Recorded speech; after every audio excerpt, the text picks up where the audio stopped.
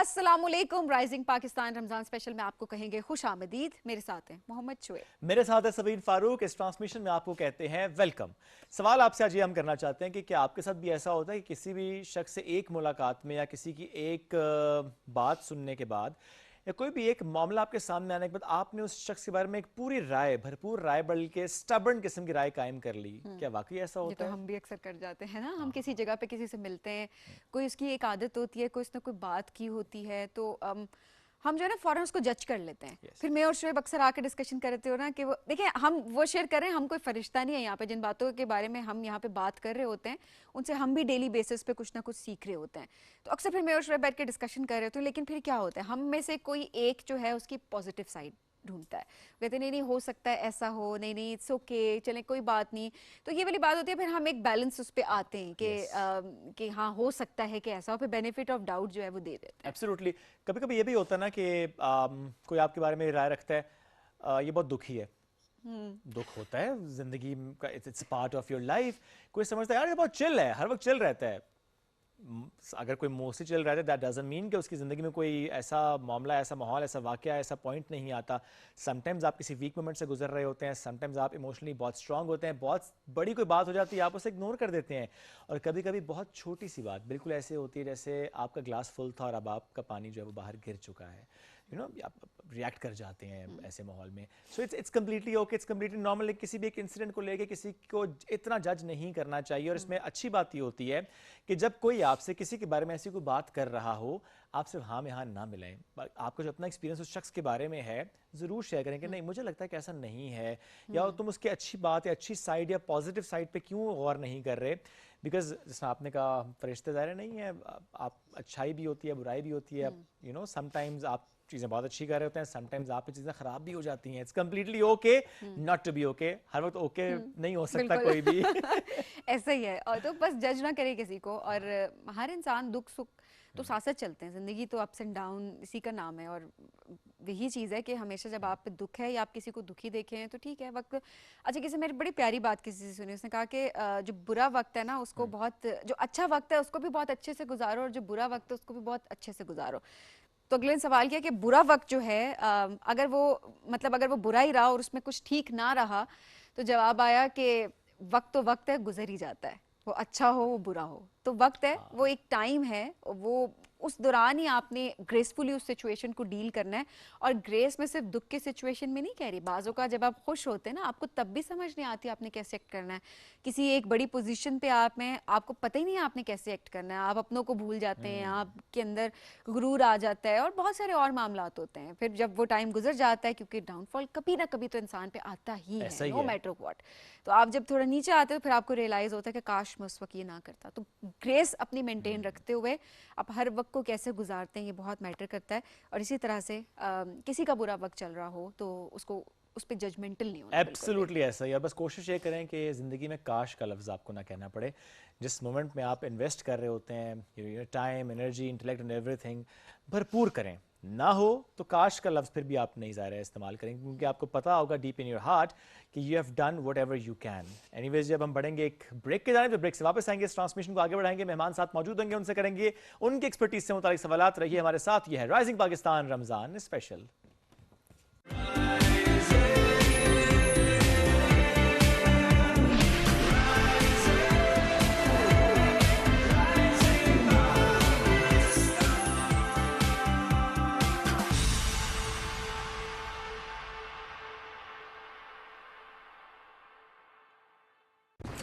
अहमद बेटा चलो उठ जाओ। मम्मा, हाँ दांत में बहुत दर्द है। कैविटी कैविटी है क्या? मैं स्कूल कैसे जाऊंगा? आज फिर स्कूल छोड़ो। ओके मम्मा। तुम ना एक्टिंग स्कूल जाओ, अच्छी कर लेते हो ड्रामेबाज। हर माँ जानती है कि कोलगेट मैक्सिमम कैविटी प्रोटेक्शन का फ्लोराइड और कैल्शियम बूस्ट दे पूरे 24 घंटे तक कैविटी से हिफाजत। 24 घंटे तो कैविटीज का कोई चांस ही नहीं। Colgate maximum cavity protection. Pakistani खाने ज़बान पे लगे तो छूटते नहीं हैं, और अगर कपड़ों पे लगे तो वो कोरमे को आउट ऑफ साइट कर देगा। कढ़ाई से भी फाइट कर लेगा। कौन? राइट, क्योंकि नए ब्राइट का बेस्ट एवर फॉर्मूला गहराई से दाग निकाले। आपके रेस्टोरेंट का मेन्यू आपकी यूनिफॉर्म में भी नजर आता है। इसीलिए तो ये काम ब्राइट और आपको दिया जाता है।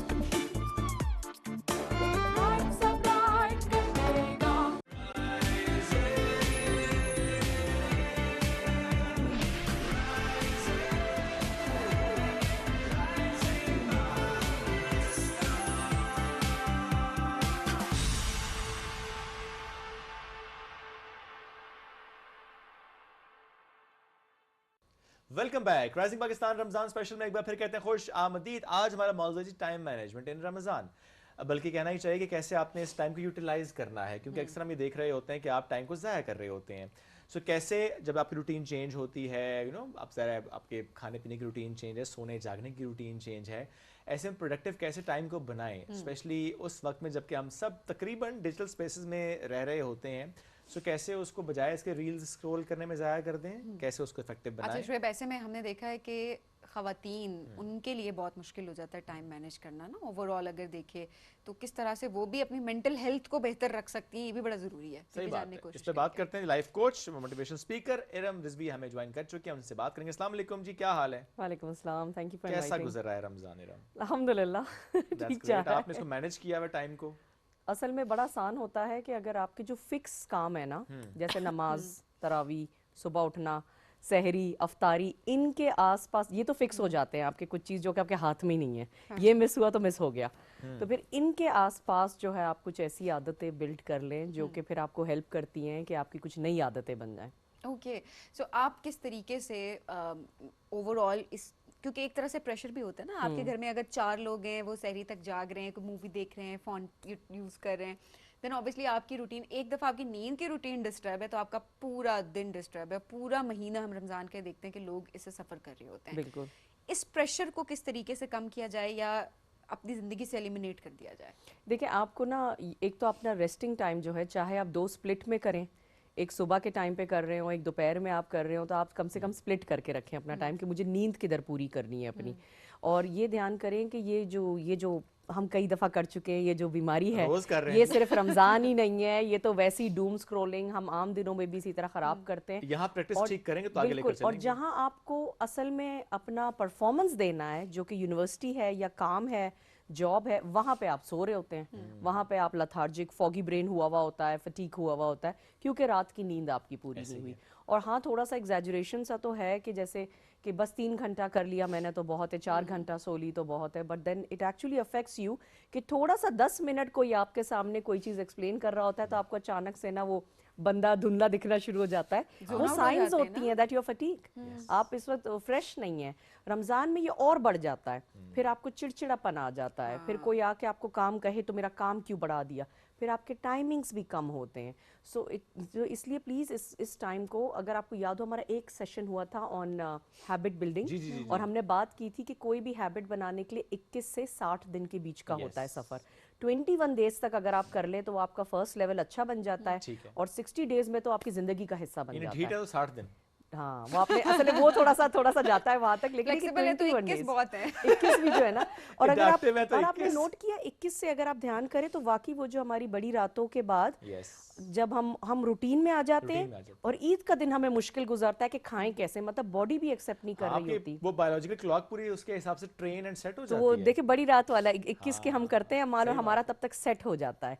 वाकई 21 डेज लगते हैं हर चीज को, आप मिनिमम इतना तो होता है। आप इस 21 डेज में अगर रोजाना 15-20 मिनट का कुछ सीखने का डाल दें, यही तो रखना है आज का हमारा मौजूद, सीखना कैसे। AI is very close to you, आप जिस डिजिटल उस पे काम कर रही होती, थोड़ा सा समझाएं, no matter what age they are in, बच्चे हैं, बड़े हैं, जो भी हैं, बिकॉज हम सबको अब इससे निकल के काम सीखना है, बिकॉज जिसको नहीं आता उसे सीखना है, और जिसने सीखना है उसने तो सारा है, उसकी तो एज ही है कि उसने। और वही सारी बात है कि 85% जॉब जो कि 2030 में आने वाली हैं वो आज एग्जिस्ट नहीं करती, तो उसकी तैयारी आपको करनी है। तो रमज़ान को यूज़ करें उस चीज़ के लिए।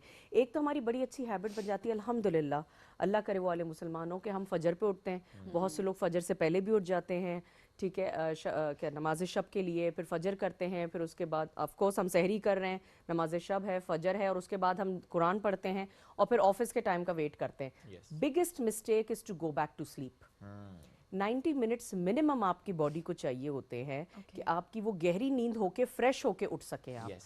आप 10-15 मिनट की नींद लेते हैं, आपको वापस फटीग चढ़ जाती है। अच्छा, 10-15 मिनट की नींद भी इसलिए कि शायद आपके पास 1-1.5 घंटा पड़ा हो, आप डूम स्क्रोलिंग करेंगे। 10-15 मिनट के बाद आप उठते हैं तो आपको लगता है कि मैंने गलती कर दी, और रोज ये गलती करते हैं आप बार बार। तो असल में तो 90 मिनट्स मिनिमम होता है कि आप पूरा उसमें रेम में जाइए, डीप स्लीप में, और फिर बाहर निकलें नहीं, उसमें लेकिन से। फिर क्या करें, मतलब जागे और इसमें पढ़ाई करें। हाँ। इसमें आप फ्रेश हों, इसमें वॉक करके आए। देखें, आपने सहरी कर ली, नमाजें कर ली, एक ब्रेक वो हो गया, ठीक है। वो जो 1.5-2 घंटा आपके पास अगर है ऑफिस जाने का या स्कूल के लिए या बच्चों की तैयारी के लिए, कि औरतों को भी जाता है, प्लीज एक वॉक करें 10-15 मिनट की, वापस आइए और कोई पढ़ाई करें, कोई स्किल खोलें, कोई ना कोई एक चीज उठाएं जो कि आपने सोचा था। मैं डिजाइनिंग करूंगी, मैं सोच रही थी कैनवा सीखूं, मैं सोच रही थी कि मैं डिजिटल मार्केटिंग पे कुछ करूं, कि मुझे घर से काम करना था। Graphic ये मेरे designing, पास editing, anything. इतने मैसेजेस मेरे पास आ रहे होते हैं कि हम क्या करें। मैं कहती हूँ भाई रील एक दफा सुन लो, उसमें से देखो कि कौन कौन से प्लेटफॉर्म है, उस प्लेटफॉर्म पे जाओ, उधर चेक करो, फिर मुझसे सवाल करो कि मुझे 2-3 चीजें मैंने ट्राई की हैं, इनमें से कौन सा अच्छा है। देखिए, सवाल भी तो प्यारा सा हो ना, मैं क्या करूं से मैं क्या कह हाँ, सकती ये आपने बड़ा इंपॉर्टेंट कहा। हम में से आई थिंक मेजॉरिटी ये हैं जो कि सवाल एक एक्सपर्ट से पूछते हैं, मैं क्या करूं। मैं क्या करूं। और इसमें बड़ा अच्छा आपने कहा कि नो, पहले एटलीस्ट कुछ तो करके आओ, कुछ Yes. तो पढ़ के आओ, ताकि सवाल तो अच्छा हो। ये अच्छा, बहुत से हम स्पीकर से बात सुन रहे हैं आजकल, वो कहते हैं अगर आपने मुझसे पूछना है कि मैं क्या करूं, तो ये पहले कोर्स है या ये पहले चीज़ है, आप पढ़ लो, एक दफ़ा देख लो, गो थ्रू कर लो, and then let's talk about this कि अब क्या करना है। हो सकता है कि आपको चीज़ समझ ना आए, फिर आप सवाल करें। अब ये तो वाकई ये सवाल, ज्यादती होती ये है। ज्यादती होती मेरे पास एक इतने प्यारा बच्चा, उसकी इतनी अच्छी पोर्टफोलियो था उसका, जब उसने मैसेज किया कि मैं कंप्यूटर साइंस में कर रहा हूँ, मैं आगे क्या करूँ। अच्छा, मुझे 1-2 दिन तक तो मुझे गुस्सा, क्योंकि मैंने उसको देखा हुआ था एक यूनिवर्सिटी में, सामने से देखा था। मैंने कि क्या सवाल कर लिया इसने। फिर मैंने कहा नहीं, ज्यादती है, मैं इसको बताऊं ताकि ये आगे निकाल सके। मैंने कहा देखो, मैं अगर तुम्हारी जगह हूं ना, तो मैं ये कहूँ कि मैंने BCIS सेलेक्ट किया है, मुझे ना कोडिंग थोड़ी सी मुश्किल लग रही है, मैं कर लेता हूँ। हाउएवर मैनेजमेंट सपोर्ट सिस्टम मुझे बड़ा अच्छा लग रहा है, तो अगर मैं इसी को लेके चलूँ और IT मैनेजमेंट करूँ, तो मुझे टेल्को में या टेक में किस पोजीशन से मैं टारगेट करना शुरू करूँ। हाँ, मुझे इतना दिल लगा कि मैं जवाब दूंगी उस सवाल का, कि इसने होमवर्क किया, अपना पसंद काम, नापसंदीदा, ये सब भी बता दिया, इंडस्ट्री भी सेलेक्ट कर ली। अब मेरा मशवरा चाहिए इसको, क्योंकि मैंने इन इंडस्ट्रीज में काम किया है, तो इसने मेरे ऊपर भी होमवर्क किया। लेकिन जब आप ऐसे करके बोलोगे, शोएब भाई मुझे ना टीवी पे आना बड़ा पसंद है, मैं क्या करूं, ये क्या बात हुई। पहले अपना आपका भी जवाब होगा, देखेंगे, बता देंगे। मैं बताता हूँ और फिर आप उसको साइड अच्छा, कर। देखिए, हमारे पास भी जब जवाब भी नहीं देंगे। अक्सर जब हमारे पास क्यूरीज आती है ना इंस्टा पे, तो हम इनबॉक्स जब चेक कर रहे होते हैं, तो उसमें वो शख्स जो कि अपना एक पूरा एक्सपीरियंस शेयर करके लिखता है, अपनी बायो लिख दिया कि ये मैं हूँ, ये मैं करना चाहता हूँ, एंड देन बताते हैं कि इस बारे में मैं बात करना चाहता हूँ आके, और ये नंबर मेंशन, एक मैसेज में सब कुछ है, कुछ और होता है। आपको कुछ पूछना नहीं पड़ रहा। तो हम भी क्या करते हैं, हम उसको जरूर बुलाते हैं, हम एक स्क्रीनशॉट लेते हैं, अपने प्रोड्यूसर को भेजें, प्रोड्यूसर जो है वो कांटेक्ट करते हैं और उनको शो पे बुला लेते और ये हैं। अच्छा भी लगता हमारे है। पर्सनल इंटरेक्शन बाजू का तो होती है, हमें ये भी नहीं कहना पड़ता आगे से कि okay done, okay we will invite. हमारे पास एक पूरा मैसेज है और हम आपकी कैपेबिलिटी को देखते हुए हम बुला लेते हैं। अब वो जो होते हैं जी, हमें भी शो पे बुला लें, वो बंदा आगे पूछता है किस बारे में, किस बारे कहता है में, किसी बारे में भी। हाँ, आपके साथ ऐसा होता है? मुझे लगा कि I am the only one. अच्छा, आप देखिए, अगर कोई ये भी कह रहे हैं ना कि शो पे बुला, मैं आपके शो पे आना चाहता हूँ, मुझे भी शो पे बुला लें, यकीन जाने अगला कोई ये भी नहीं हम पूछ पाते आगे से कि अच्छा किस बारे में या क्यों। आप रिस्पॉन्ड नहीं करते, You you won't just ignore। respond. You get so many of these messages every day. मेरे पास आता है, मुझे ट्रेनिंग दे दें, मुझसे सेशन। अब आप इतनी मेहनत नहीं कर सकते कि अपना केस मुझे लिखें। एक लड़की ने मुझे मेरा मोबाइल नंबर उनके पास आया किसी के रेफरेंस से कि मुझे आपसे मेंटरिंग चाहिए, आपने एक स्टार्टअप किया था, मेरा स्टार्टअप आप ही के जैसा है, मुझे फला साहब ने बताया था। तो मुझे सेशन, अच्छा मैं एक्साइटेड हो गई बच्ची, क्योंकि वो यूनिवर्सिटी की अच्छी थी, मतलब उसने बताया सेकंड ईयर में। मैंने अगले दिन का टाइम दे दिया 11 बजे का, 11:10 पे वो आई, मैं 11 बजे से लॉग्ड इन थी उस कॉल पे। अच्छा, जैसे ही वो आई, कहने लगी कि आपको बहुत इंतजार तो नहीं करना पड़ा। मैंने कहा 10 मिनट लेट हैं आप, आगे की बात करते हैं। और उन्होंने इंट्रोडक्शन में मुझे कहा कि मैंने सुना है कि जो मेरा स्टार्टअप है वो आपके स्टार्टअप से मिलता जुलता है, तो आप अपने स्टार्टअप के बारे में बताएंगी। तो मैंने कहा आपने मेरा प्रोफाइल देखा है? नहीं। तो मैंने कहा आपको पता है मेरे स्टार्टअप का क्या नाम था? नहीं। फिर मैंने जिंदगी में पहली बार इतनी स्ट्रेट बात की, फिर उससे माजरत भी किया कि देखें, मुझे बिल्कुल नहीं पसंद कि मेरा कोई टाइम ज़ाया करे, आपको होमवर्क करके आना चाहिए था। जितनी एक्साइटमेंट से मैं इस कॉल में आई कि कोई मेरे स्टार्टअप जैसा, मैं उसको गाइड करूं, क्योंकि मैंने बहुत गलतियां की हैं। तो मुझे तो आपने बिल्कुल मेरी एनर्जी खत्म कर दी इस वक्त कि आपको नाम नहीं पता, आपने मेरा प्रोफाइल नहीं देखा। तो प्लीज़ ये मेरा लिंक्डइन है, आप गूगल पे सर्च करें, आप देखें मेरा स्टार्टअप क्या था, उसकी न्यूज़ पढ़ें, सारा करें, क्वेश्चंस तैयार करके मेरे पास आए। 3 हफ्ते हो गए वो वापस नहीं आई। तैयारी कर रही है। क्योंकि आपने काम लगी किया पड़ी है। ना। वैसे हो सकता है वो इतनी तैयारी करके Work आए कि from home आपको चल रहा है सरप्राइज कर दे। उसको एकदम सरप्राइज कर दे कि मैं तो बस, लेकिन देखिए ना ये सीरियसनेस, ये समझना नहीं, चाहिए। ये बड़ा दुरुस्त आपने कहा। मुझे एक चीज़ याद आ गई इससे, इसी तरह एक चैनल पे एक स्पेस थी एंकर की, तो मुझे बहुत से लोगों ने अप्रोच किया क्योंकि मैंने वहाँ काम किया है, और उन्होंने कहा हम चाहते हैं कि आप हमें वहाँ पे रेफ़र कर दें। मैंने कहा अच्छा, तो मुझे कोई वीडियो तो भेज दो अपनी, because I don't no you, और मैं चाहता हूँ मैं अगर रेफ़र कर रहा हूँ तो क्या वाकई मुझे रेफ़र करना चाहिए या नहीं करना चाहिए, बिकॉज ये तो नहीं हो सकता आप मुझे भेजेंगे मैं आगे भेज दूंगा। मेरे भी कुछ एक प्रिंसिपल्स हैं कि अच्छा वाकई लगता है कि वो खुद हो देख के सकता आपकी है। क्रेडिबिलिटी बीच में आती है। एग्जैक्टली ज़रा अगर मैं किसी को रेफ़र कर रहा हूँ तो कोई वजह है तो रेफ़र कर रहा हूँ। अच्छा, उन्होंने कहा पहले बहुत तारीफों वाला मैसेज आया, नहीं नहीं आपको नहीं पता, वो बड़ा अच्छा काम कर रहे हैं, उन्होंने पता नहीं इतने इंटरनेशनल इंटरव्यूज़ कर लिए हैं। मैं बड़ा ना सोच रहा हूँ कि यार इंटरनेशनल इंटरव्यूज़ कर लिए हैं, तो मैंने भी नहीं किया आज तक, तो बड़ा कोई ज़बरदस्त काम होगा, उसने ये कर लिया वो कर लिया। मैंने कहा फ़ाइन, आप मुझे ऑडिशन उसका भेज देना। उन्होंने कहा नहीं ऑडिशन हम भेज चुके हैं। मैंने कहा अच्छा, ज़रा दिखा तो दो मुझे कि क्या भेजा है। ऑडिशन आया मेरे पास, आई टुक एटलीस्ट 10-15 मिनट्स टू रिस्पॉन्ड, चूँकि जब मैंने वो ऑडिशन देखा तो मैंने अपने आप को पहले बड़ा कंपोज रखा कि नहीं, मैंने अब जवाब बड़े तरीके से देने रिएक्ट नहीं करना। रिएक्ट नहीं करना। वो हुआ ये कि जब मैंने ऑडिशन देखा ना, तो उसमें वो जो साहब थे, लिटरली उन्होंने बालों में कंघी नहीं की हुई थी, लिटरली कंघी नहीं की थी। आप एक एंकर के लिए, एक होस्ट के लिए ऑडिशन भेज रहे हैं, आपने बालों में तेल लगाया हुआ, तो कंघी भी नहीं की हुई थी, बाल उड़ रहे थे कहीं से। मैं ड्रेसिंग पे नहीं जा रहा, दैट्स योर चॉइस, लेकिन एटलीस्ट वेयर समथिंग डिसेंट। मैं ये नहीं कह रहा मेकअप करा लें, एटलीस्ट बियर्ड तो बना लो, सेट तो कर लो उसको। क्या बाल पता शैबी लुक हो, वो असल में लुक अरे होता है सींग ना। निकले हुए थे ना, बालों से सींग निकले हुए थे, जकूटा का इंटरव्यू थोड़ी हो रहा है, बाल तो बिठाओ। सो मैंने उनको फिर समझाया, मैं कॉल करके मैंने कहा अच्छा मैं सिर्फ आपको समझाना चाह रहा हूँ, बिकॉज आपने ज़रा मुझे कहा था कि इन साहब ने इतने इंटरव्यूज़ किए हैं, ये किया वो किया है, थोड़ा सा उनको मेरा मैसेज दे दें कि जब आपने किसी जगह पे इंटरव्यू देना होता है तो वो जो आपकी इट्स टीवी, आपने सुन के सिलेक्ट नहीं करना, You have to look presentation presentable. Presentation is very Yes, important. persona नहा is लो, important, बाल बना लो, मैं नहीं कह रहा कि आप किसी ऐसी जगह पे जाके पूरा ब्लो ड्राई करो, लेकिन कंघी तो करो कम से कम। कम से yes, कम। yes. आपने डिसरिस्पेक्ट किया है उस पोस्ट को, इस तरह का ऑडिशन भेज के, आई एम सॉरी, हाँ, सच लेकिन बात है, आपने सच डिसरिस्पेक्ट बात है। किया है। आप जिस तरह आपने कहा ना कि आपके पास आई और आपने कहा जी आपका जो कंपनी है जो भी आपसे उसका पूछा, नाम तक नहीं पता। नाम तक नहीं पता। अक्सर आप किसी कंपनी में जाते हैं इंटरव्यू देने के लिए, वो आपसे पूछते हैं कि आप हमारे बारे में क्या जानते हैं, and you know nothing You know about that, nothing, and that's disrespect. Disrespect है। Yes, yes. आपकी जॉब डिस्क्रिप्शन आपको पता ही नहीं है। मुझे वो सीन किया, मैं इमेजिन मैं भी I'll ज़कूता show पे you. सोच रही हूँ। मैं Sabina, देखना I'll show चाहती you हूँ प्लीज, मुझे सीखते। सेगमेंट के बाद ना आई एम एक्साइटेड, मैं बहुत ज्यादा मुझे मुझे क्यूरियोसिटी भी हो रही छोटी है। सी भेजिएगा। यार वो छोटी नहीं है ना, अभी बस देख ये है कि लेगा। उसमें 1.5-2 मिनट भाई ने इंट्रोडक्शन कराया हुआ है अपना। अब टोटल 1 मिनट की वीडियो भेजनी थी, 2-2.5 मिनट का इंट्रोडक्शन है। हाँ, और देखिए ये समझना चाहिए, आप कहीं भी अप्लाई कर रहे हैं, कहीं पे जा रहे हैं, जैसे किसी के घर जाते हैं आप और आप वहाँ पे तैयार होके जाते हैं, प्रिपरेशन इसी तरह हर जगह होता है। वो इंटरव्यू हो, वो कोई आपका क्या कहते हैं कोई पोजीशन हो, इवन आप यूनिवर्सिटी के लिए अप्लाई कर रहे हैं, आपके इंटरव्यूज हो रहे हैं, आपको नहीं पता कि मैं क्यों कर रहा हूँ ये, तो किसी को नहीं अच्छी लगती है बात। So you have to make sure कि यू डू प्रिपरेशन। और प्रिपरेशन के लिए ज़रूरी है कि ये जो आपको मौके मिलते हैं, टाइम मिलता है, इसमें अप स्किलिंग करें। मेरा आज एक इंटरव्यू है, मैं रात को बैठ के करूँगी, वो फ़र्क दिखाई देगा रादर देन इसके जिसने महीना भर प्रिपेयर कर रहा था। तो टाइम मैनेजमेंट इसलिए भी इंपॉर्टेंट है कि आपकी रोज की थोड़ी एक अपलिफ्टिंग, एक अपस्किलिंग होनी चाहिए, ताकि आप जब आपके पास मौका आए तो आप रेडी हो। और रमज़ान माशाल्लाह वाकई बड़ा अच्छा टाइम है, क्योंकि जैसा कि मैंने कहा नमाज फिक्स है, आपको जोहर के लिए उठना है, जोहर के लिए नमाज पढ़नी है, जोहर के बाद वो जो थोड़ी सी देर आप कुरान पढ़ रहे होते हैं और आपको पता है कि अभी मेरे पास 2 ऑप्शन है, या तो मैं रीले खोल लूँ, या मैं सो जाऊँ, या मैं टीवी चला लूं। प्लीज उसको कंट्रोल करके उसी स्क्रीन पे पढ़ाई करें। कोई 10 मिनट का कोर्स रन कर लें, यूट्यूब पे कोई चीज रन कर लें। मैं कहती हूँ लैंग्वेज पढ़ लें, सही बात है, कोई नई लैंग्वेज उठा लें, टर्किश उठा लें, इंटरेस्ट है वो कर लें।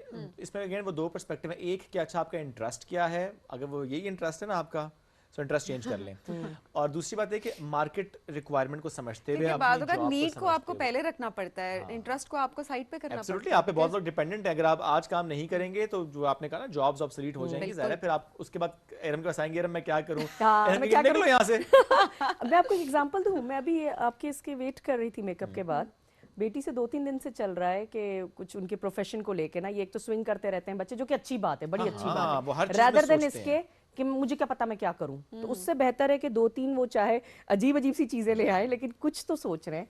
उसके साथ बैठ के हमने अभी AI पे उसका पूरा प्रोफाइल लिखा, उसके शौक लिखे, उससे एआई से कहा कि देखो इसको देखते हुए, और मेरी कुछ कंजर्वेटिव सोच है, आई कांट मतलब कुछ प्रोफेशंस ऐसे जो मैं इसको नहीं जाने दे सकती। अब बच्चों को लगता है कि जैसे क्योंकि बहुत अच्छी कुछ ऐसी पोजीशंस होती हैं जो आपको लगता है कि वो आज सक्सेसफुल है लेकिन वो बहुत मुश्किल हो जाएगी उस टाइम पे। तो मैंने इनसे कहा कि आप मुझे देखते हुए कि मैं कंजर्वेटिव हूँ, यहाँ पे रहती हूँ, इसका ये शौक है, इसकी एज है, 2035 में जो चीज़ बहुत अच्छी डिमांड में हो, जिसकी तैयारी ये 30 से कर सके, वो बताओ। और मुझसे सवाल पूछो 5 जो मैं इससे भी पूछ सकती हूँ। हमारा इस वक्त इंटरेक्टिव सेशन चला है बाकायदा, 5 सवालों के बाद उसने 5 पोजीशंस बताई हैं। एंड वो इतनी एक्साइटेड हुई है बच्ची, और उसने उसके बाद मैंने उससे कहा मुझे तुम हर सैटरडे संडे का एक गोल बना दो फॉर द ईयर, जो कि मैं आज से शुरू इस वीकेंड से प्लान करके नेक्स्ट वीकेंड इम्प्लीमेंट करूं। वो भी बना दिया उसने, और उसने कहा सिर्फ 15 मिनट बैठ के ये करेगी और इतना सीखेगी और ये काम करे। क्या नहीं कर सकते आप, मतलब उसमें शोएब इरम और सबीन की जरूरत भी नहीं है। आप एआई से सच सच बोलें हमसे, अगर आप नहीं कर पा रहे अपनी वो लिखें कि यार मेरा प्रॉब्लम है, मैं फ़ोन पे ज़्यादा रहता हूँ, मेरा प्रॉब्लम है मैं अम्मी की नहीं सुनता, मेरा प्रॉब्लम है मुझे जंक पसंद है, अब मुझे गाइड करो। वो आपसे क्वेश्चंस पूछ के, आप कहो मुझसे क्वेश्चंस पूछो, जैसे कोई थेरेपिस्ट बैठा है और मुझे गाइड करो, मेरा रोड मैप बनाओ, लेकिन उसकी भी तो सुन लो, किसी की तो सुन लो, ताकि आपके उसमें स्केड्यूल में वो आए, जर्नलिंग आए। एक और चीज़ जो आप प्लीज़ इम्प्लीमेंट करें, जो कि फिर अभी दोबारा देखें, जनवरी आया था, एक हवा उड़ती है उस वक्त पॉजिटिविटी की, आप यकीन करें फरवरी ये ख़त्म हो रहा है ना, जनवरी वो वापस वॉश ऑफ हो गया। वो सारा जुनून जिम का, हेल्दी ईटिंग का, मैंने 1-2 हफ्ता देखा। हाँ, वो फिर तो हमने वापस कहा रमजान आ गया, रमजान New ब्रेक Year, चल हाँ रही है। रमजान, हुए अब थे वापस ना? जो है ना वो चीज़ें वो होने लगती है। 2026 के गोल में ब्रेक आई हुई है। Exactly Ramzan should be treated like January. Ramzan आपका एक रिफ्रेश होना चाहिए, क्लींजिंग होना चाहिए, क्योंकि उसमें आप अपने आप को प्रूव कर देते हैं कि मेरे अंदर कितना कंट्रोल है। लेकिन हमारे तो नींद के मसाइल ही नहीं खत्म होते। क्योंकि कैसे हम नींद? waste करते हैं आप तो time। ये कह रही हैं कि सहरी के बाद भी ना सो, बस ऑफिस चले जाओ। कैसे मैनेज करें कि नींद आपकी एक प्रॉपर स्लीप हो ताकि आपका दिल भी करे कि ठीक है सहरी के बाद आप जाग भी सकते हैं, एंड देन यू नो आप अपना टाइम यूटिलाइज कर सकते हैं। क्योंकि मैंने ज़्यादा कंप्लेंट्स यंगस्टर्स की यही देखी है कि हमें तो हर वक्त नींद आती रहती है, हम क्या करें? अच्छा, वो तो रमजान हो या ना हो उनको वैसी आती रहती वो है। बात तो आपकी नहीं, सच आप है, लेकिन देखिए, रजिस्टर शक्लें देख लें, इनको वैसी नींद आती तो रहती मुझे है। लगता है कि वो That's true. कहते ही हैं कि नींद आती है लेकिन सोते भी नहीं हैं। सोते नहीं फोन हैं। स्क्रॉल करते और वो रहते हैं। तब तक नहीं सोते सोचे जब भी तक ना से कहाँ हाथ सोने उनका या गिर पैकेज ना हलाल जाए, करते रहते मतलब लिटरली गिर जाए उनका हाथ ना, कि फोन हाथ में, और उस वक्त तक वो जागते तब तक रहेंगे। जागेंगे, तब तक खासी तबाही हो चुकी होती है आपके बिल्कुल। दिमाग की। और उसके बाद वो कहते हैं कि टाइम गुजर गया, हमें जॉब नहीं मिल रही, हमारे स्किल्स डेवलप नहीं हुए, हमारे ऊपर बहुत ज़्यादा इन्होंने वो मतलब एक रडार लगाया हुआ है, हमें सिलेक्शन नहीं करते, दूसरे को कर लिया। अच्छा, आज मुझे तो बहुत ज़्यादा बुरा लगता है जब मैं वास्ते का लफ्ज़ सुनती हूँ, वो क्या कहते हैं उसको, पर्ची। मुझे बहुत बुरा लगता है। मैं कहती हूँ this is you covering up your incompetency.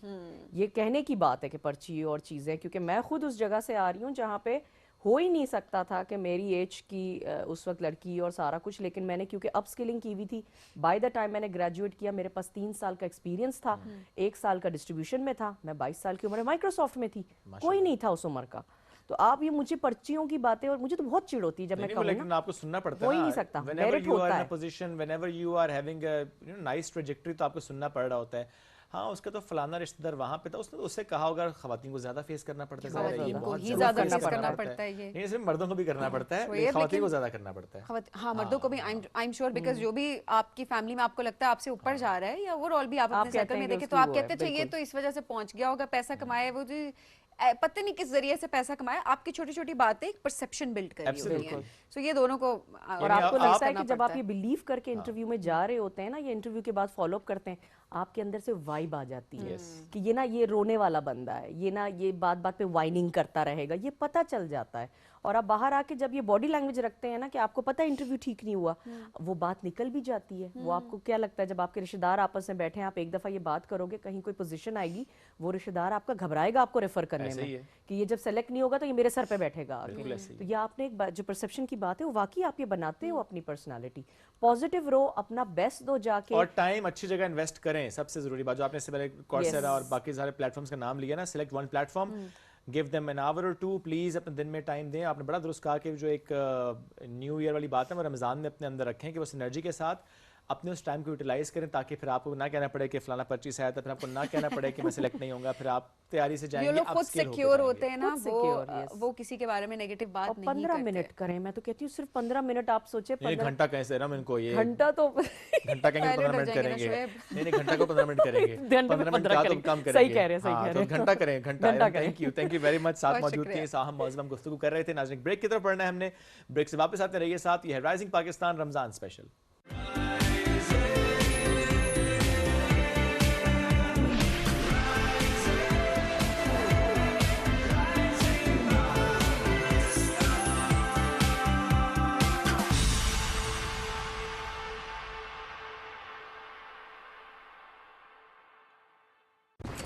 Ahmad बेटा चलो उठ जाओ। मम्मा हाँ दांत में बहुत दर्द है। कैविटी कैविटी है क्या? मैं स्कूल कैसे जाऊंगा? आज फिर स्कूल छोड़ो। ओके मम्मा। तुम ना एक्टिंग स्कूल जाओ, अच्छी कर लेते हो ड्रामेबाज। हर माँ जानती है कि कोलगेट मैक्सिमम कैविटी प्रोटेक्शन का फ्लोराइड और कैल्शियम बूस्ट दे पूरे 24 घंटे तक कैविटी से हिफाजत। 24 घंटे तो कैविटीज का कोई चांस ही नहीं। Colgate maximum cavity protection.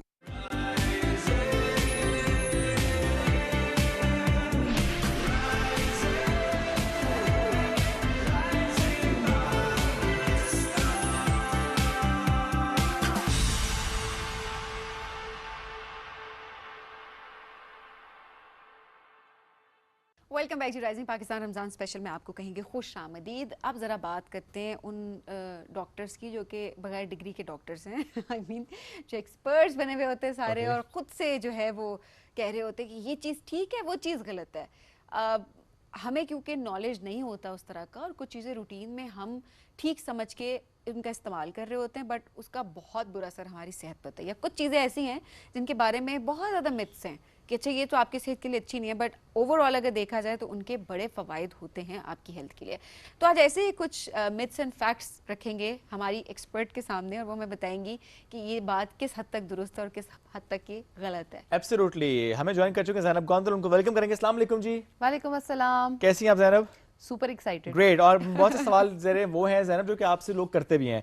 हमारी कोशिश है ज़ैनब का सवाल बहुत ज़्यादा है हमारे पास, और वक्त मुख्तसर हम करेंगे ये कि आप एक तो जवाब देंगे उसका सही गलत का, और क्विकली इन 30-40 सेकंड्स आपने उसका जो भी फैक्ट है वो हमें बयान कर देना है।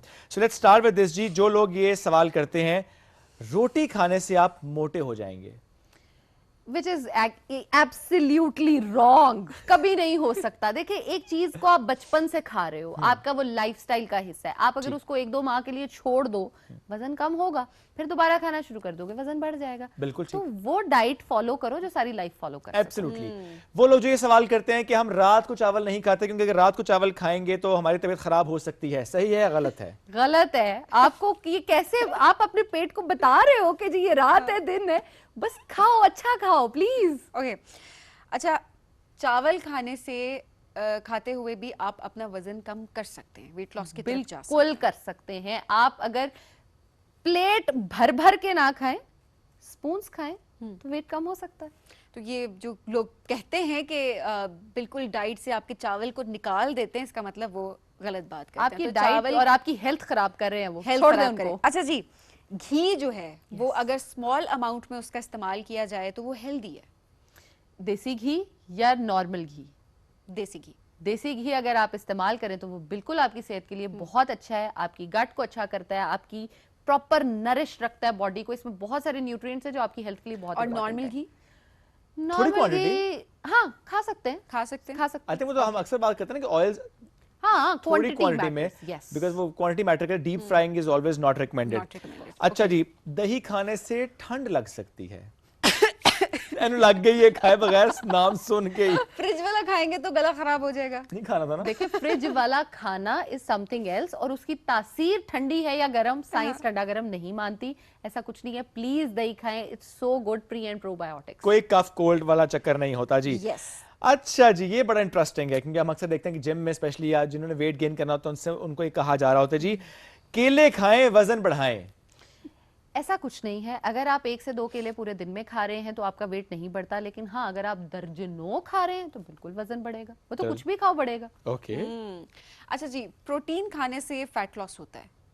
विच इज एक्चुअली ट्रू, लेकिन अगर आप सिर्फ प्रोटीन पे ही रिलाई करना शुरू कर दो तो वो आपकी सेहत के लिए बुरा भी हो सकता है, लेकिन प्रोटीन वेट लॉस के लिए बेस्ट फ्रेंड है, तो जरूर खाएं।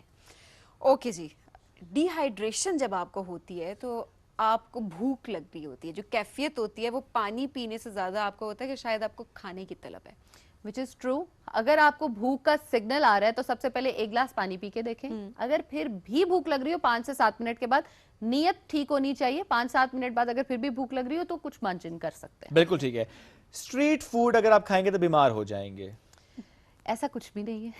Okay. स्ट्रीट फूड जो है, देखिए हर चीज अच्छी या बुरी नहीं होती, उसके बनाने के तरीके पे मैटर करता है। हो सकता है आप किसी 7 स्टार होटल पे भी जा रहे हो, वहां पे अगर हाइजीन मेंटेन नहीं है तो भी आप बीमार हो सकते और घर में भी ज़ाहिर हो सकता है। ट्रू।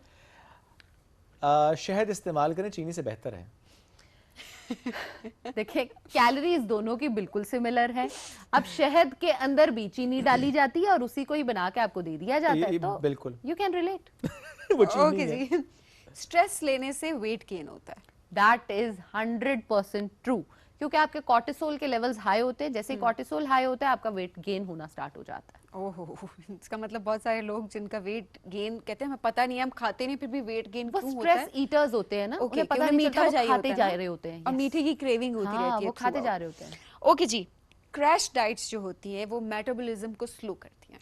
बिल्कुल 100% स्लो करती हैं। प्लीज क्रैश डाइट्स करनी और बंद करें। रिकमेंड करनी बंद कर दीजिए। हेल्दी डाइट लें और हेल्दी तो रहें। और ये जो अपने टीवी पे आके बताते हैं कि बॉइल्ड एग, Channel change कर दें। कॉफी और वो क्या शुएब तीसरी चीज क्या थी? केला। Apple. Apple Apple, Apple Apple Apple. हाँ, ये 3 चीजें सुबह दोपहर को रात को, एंड देन इतना ड्रास्टिक अच्छा वेट लॉस होगा, ठीक है, लेकिन आप कोई कार्ब नहीं ले रहे, कोई प्रोटीन नहीं ले रहे, कोई फैट नहीं ले रहे, तो आपकी स्किन ढलक जाएगी, बाल उतर जाएंगे। जिसने शायद ये की होगी उनके पास कोई प्रॉपर न्यूट्रिशनिस्ट होगा जो उनके मैक्रोज और माइक्रोज मैनेज कर रहा होगा। Okay. लेकिन हर बंदे के पास ये फैसिलिटी अवेलेबल नहीं होती, सब पे सब प्लीज apply नहीं अप्लाई होगा। नहीं नहीं होता जी। मोर स्वेटिंग का मतलब ये है more fat loss. Which is absolutely wrong. आपकी स्वेटिंग का वेट लॉस से साथ कोई ताल्लुक नहीं होता। अगर होता तो गर्मियों में हमें जितना पसीना आता है सब तो गर्मियों के एंड पे दुबले पतले हो चुके होते हैं। Okay. ऐसा कभी भी नहीं होता, आपको मार्केट वर्कआउट में करना पड़ता है। ओके, मार्केट में बहुत से कहवे आ चुके हैं, अदरवाइज भी ग्रीन टी को लेकर हमें सवाल रख रहे हैं आपके सामने कि सब्ज चाय विदाउट शुगर पीने से हम पतले हो जाएंगे, फैट लूज हो जाएगा, स्किन बेहतर हो जाएगी, बॉडी टोन हो जाएगी। गलत, बिल्कुल गलत। इसलिए आपने ये दिल से 1700 कैलोरीज एक मील में ली और उसके बाद आपने ग्रीन टी पी लिया। ग्रीन टी बेचारी क्या करे, वो खुद कंफ्यूज्ड है। तो इसलिए प्लीज ये ना करें ग्रीन टी के साथ, जुल्म है। वजन कम करने के लिए प्रॉपर नींद का होना बहुत जरूरी है। 100%। आपकी नींद अगर पूरी है, आपके दिन का पैटर्न अच्छा है और आपका वजन भी कम होना शुरू हो जाता है।